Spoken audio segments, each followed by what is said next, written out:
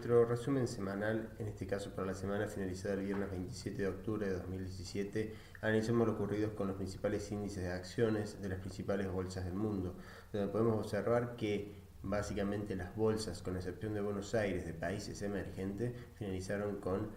leves caídas, donde las mayores caídas estuvieron en el IPC de México con una caída del 1,56, seguido por el Bovespa con un 0,54.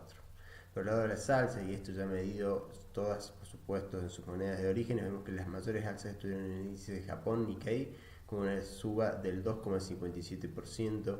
seguida por el DAX de Alemania con un 1,74%, bueno, y por supuesto Buenos Aires con una suba del 1,85%. Si analizamos lo ocurrido con los ETF representativos de monedas, analizamos inicialmente lo ocurrido con el ETF UP representativo del dólar index, donde vemos que en el gráfico inferior izquierdo derecho consolida una semana de suba, o es decir, de apreciación del dólar respecto a la canasta de monedas, donde con respecto al euro se puede observar una fuerte caída del euro en relación al dólar. No nos olvidemos que estamos en una situación políticamente complicada en cuanto a ciertos indicios de separatismo, como puede ser lo que está pasando con Barcelona y todo lo que sería el Estado Vasco. Continuamos también analizando que en el caso del dólar, el yen japonés tuvo una leve apreciación, si bien tuvo una caída en relación a la semana previa, como se ve en el gráfico superior izquierdo, mientras que en la libra esterlina tuvo una pequeña depreciación también en relación al dólar. Si analizamos otras monedas, otros par de monedas, todo por supuesto en relación al dólar, a través de ETF, vemos que prácticamente tanto el franco suizo, la corona sueca,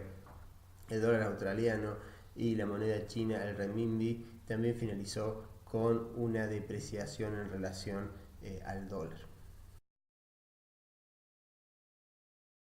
En referencia a los commodities, creo que el elemento más importante o el driver más importante de la semana fue la recuperación que está teniendo el petróleo. Si vemos el ETF Oil de los Estados Unidos, vemos el uso en el gráfico inferior izquierdo, vemos que el petróleo tuvo una recuperación y una ruptura de medias, mientras que medias móviles, mientras que prácticamente la plata se mantuvo sin cambio en el gráfico superior izquierdo y el oro prácticamente sin cambio en el inferior derecho, mientras que el acero tuvo una leve caída. Si analizamos lo ocurrido en relación a los commodities representativos de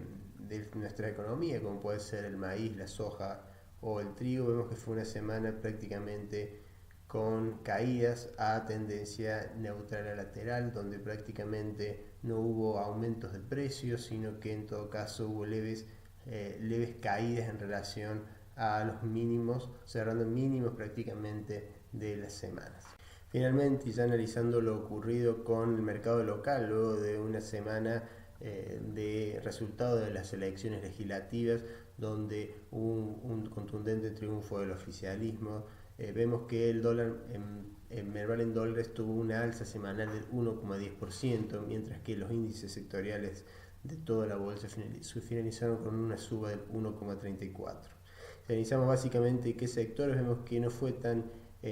homogénea esta suba, sino que hubo sectores de caída, donde vemos que los sectores de alzas estuvieron el sector financiero con un 3,62%, el sector petrolero, obviamente empujado por este repunte del precio del petróleo, con 5,15%, el sector inmobiliario con un 9,76% y el de alimentos y bebidas con un 7,54%, mientras que las caídas estuvieron principalmente en generación de energía con un 5,34%, construcción 4,77%, manufactura de origen industrial con un 11,58% y manufactura agropecuaria con un 5,56%.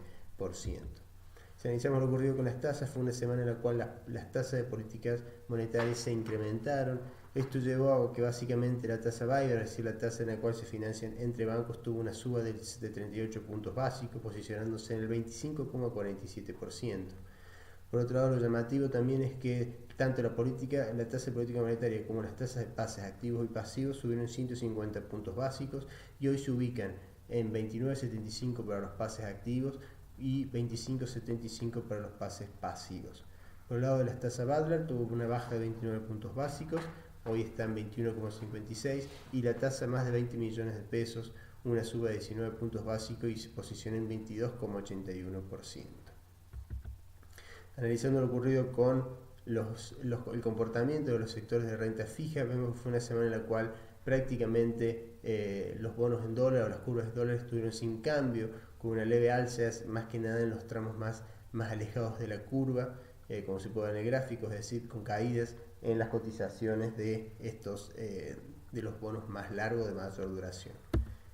En referencia a los bonos dólar link, por otro lado vemos que ocurrió un efecto bastante contrario, donde básicamente los bonos más largos sufrieron aumentos en sus rendimientos, sus cotizaciones, es decir, caían en sus rendimientos, mientras que los más cortos se comportaron de manera contraria.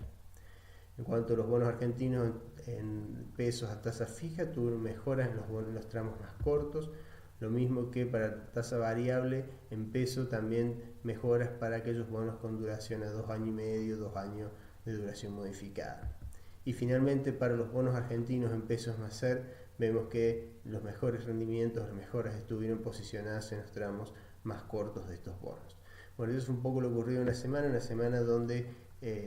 luego de resolverse las cuestiones políticas, la incertidumbre política generada propiamente en una elección legislativa, vemos que por otro lado se endureció la política monetaria en cuanto al incremento de tasas. Vemos que el petróleo tuvo una reacción positiva y el sector petrolero está empezando a reaccionar. Digamos que es uno de los sectores quizás un poquito más atrasados en cuanto a lo que serían sectores de renta variables, y donde los bonos en dólares prácticamente se mantienen con mejoría en casi todos los tramos. Bueno, que tengan una excelente semana, nos estaremos viendo en la próxima semana.